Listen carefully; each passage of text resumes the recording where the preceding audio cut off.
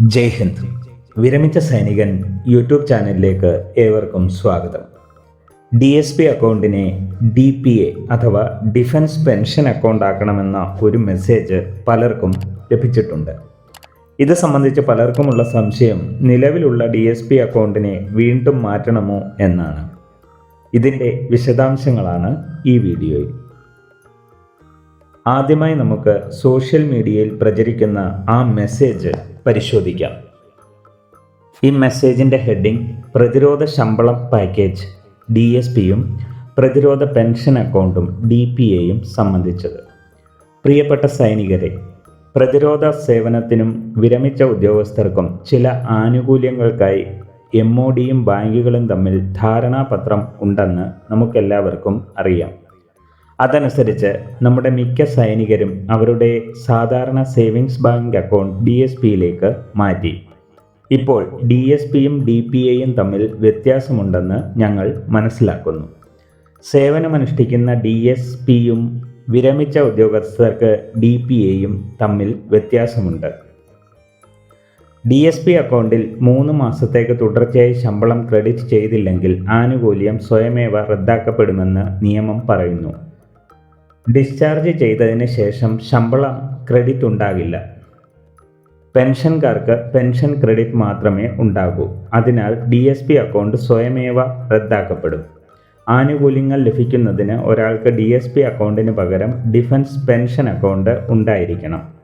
ഒരു സുബേദാർ DSP അക്കൗണ്ടിൽ നിന്നും സർവീസിൽ നിന്ന് വിരമിക്കുകയും ഡിസ്ചാർജ് ചെയ്തതിന് 1 വർഷത്തിന് ശേഷം അപകടത്തിൽ മരിക്കുകയും ചെയ്തതായി ഒരു കേസ് ശ്രദ്ധയിൽപ്പെട്ടിരുന്നു. ഭാര്യ ഇൻഷുറൻസ് ആനുകൂല്യത്തിനായി ക്ലെയിം ചെയ്തപ്പോൾ പെൻഷൻകാരന് ഡിഫൻസ് പെൻഷൻ അക്കൗണ്ട് ഇല്ലെന്ന് പറഞ്ഞ് അധികാരികൾ ക്ലെയിം നിരസിച്ചു. അദ്ദേഹത്തിന് ശമ്പള അക്കൗണ്ട് മാത്രമേ ഉണ്ടായിരുന്നുള്ളൂ. ശമ്പളം ക്രെഡിറ്റ് ഇല്ലായിരുന്നു. അതിനാൽ ക്ലെയിം നിരസിക്കുന്നു. അതിനാൽ ഇതാണ് നിലപാട്. മുകളിൽ പറഞ്ഞ കേസ് പഠനം കണക്കിലെടുത്ത് ഇൻഷുറൻസ് മറ്റ് ആനുകൂല്യങ്ങളും ലഭിക്കുന്നതിന് നമ്മുടെ പ്രതിരോധ പെൻഷൻകാർ അവരുടെ നിലവിലുള്ള സാധാരണ SB അക്കൗണ്ട് DSP അക്കൗണ്ട് എന്നതിന് പകരം DPA ഡിഫൻസ് പെൻഷൻ അക്കൗണ്ടിലേക്ക് മാറ്റാൻ അഭ്യർത്ഥിക്കുന്നു. നമ്മുടെ എല്ലാ സൈനികരും ഇത് ശ്രദ്ധിക്കുകയും ഈ പ്രധാനപ്പെട്ട സന്ദേശം അവരുടെ പ്രദേശങ്ങളിലെ മറ്റ് സൈനികർക്ക് കൈമാറുകയും ചെയ്യണമെന്ന് അഭ്യർത്ഥിക്കുന്നു. ഇതാണ് പ്രചരിക്കുന്ന മെസ്സേജ്. ഈ മെസ്സേജിലെ ചില കാര്യങ്ങൾ ശരിയാണ്, എന്നാൽ ചില കാര്യങ്ങൾ തെറ്റുമാണ്. നമുക്കിതിൻ്റെ യാഥാർത്ഥ്യം എന്തെന്ന് നോക്കാം. സ്ക്രീനിൽ കാണുന്നത് AGS branch ministry of defence 10 April 2023 publish ചെയ്ത അഡ്വൈസറിയാണ്. ഇതിൻ്റെ ഹെഡിങ് DSP അക്കൗണ്ട് ആനുകൂല്യങ്ങളെ സംബന്ധിക്കുന്നത്. ശ്രദ്ധയിൽപ്പെട്ടതനുസരിച്ച് സൈനികർ പെൻഷനാകുമ്പോൾ തങ്ങളുടെ DSP അക്കൗണ്ട് അതായത് സർവീസിൽ ഇരിക്കുമ്പോൾ സാലറി ക്രെഡിറ്റ് ആകുന്ന DSP അക്കൗണ്ടിനെ DSP അക്കൗണ്ട് പെൻഷനിലേക്ക് മാറ്റാതെ ഇരിക്കുന്നു. ഇതുമൂലം പെൻഷൻ ആയതിനു ശേഷമുള്ള PAI ക്ലെയിംസ് അഥവാ പേഴ്സണൽ ആക്സിഡൻറ്റ് ഇൻഷുറൻസ് ക്ലെയിമുകൾ ചെയ്യുന്നതിന് നോമിനേഷൻ ക്ലെയിമുകൾ തുടങ്ങിയ ക്ലെയിമുകൾ ലഭിക്കാതിരിക്കാൻ കാരണമാകുന്നു. സർവീസിൽ ഉള്ളവരുടെ DSP അക്കൗണ്ടിൻ്റെ കോഡും പെൻഷൻ ആയവരുടെ DSP അക്കൗണ്ടിൻ്റെ കോഡും വ്യത്യസ്തമാണ്. ആയതിനാൽ പെൻഷൻ ആകുമ്പോൾ എല്ലാവരും തങ്ങളുടെ ബാങ്കിൻ്റെ ഹോം ബ്രാഞ്ചിൽ പോയി പേഴ്സണൽ ആപ്ലിക്കേഷൻ നൽകി DSP കോഡ് മാറ്റേണ്ടതാണ്. ഇതാണ് ഈ ലെറ്ററിൻ്റെ ഉള്ളടക്കം. ഇനി 4 ഫെബ്രുവരി 2025 AGS ബ്രാഞ്ച് പബ്ലിഷ് ചെയ്ത ലെറ്റർ നോക്കാം.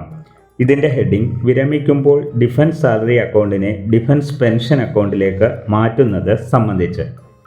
വിവിധ ബാങ്കുകളിൽ നിന്നും ലഭിക്കുന്ന റിപ്പോർട്ടുകളുടെ അടിസ്ഥാനത്തിൽ സൈനികർ വിരമിക്കുമ്പോൾ തങ്ങളുടെ സാലറി അക്കൗണ്ടുകൾ പെൻഷൻ അക്കൗണ്ടുകൾ ആക്കുന്നില്ല.